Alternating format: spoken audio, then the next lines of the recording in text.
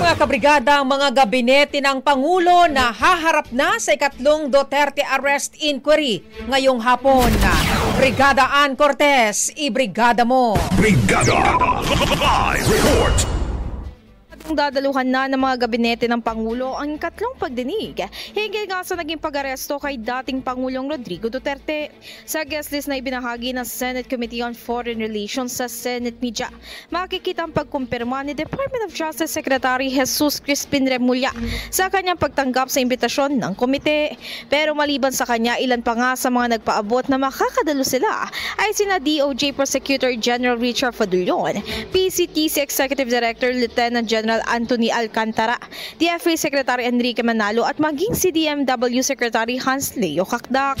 Sa kasulukuyan, wala pang kumpirmasyon kung makakadalo sa gagawing pagdinig ngayong alauna sina Vice President Sara Duterte at Police Major General Nicolas Torre III. Pero umaasa si Marcos na makakadalo si BP Sara sa kanyang pagdinig dahil malaki raw ang may tutulong na presensya nito sa pagnaratibo ng kanyang karanasan.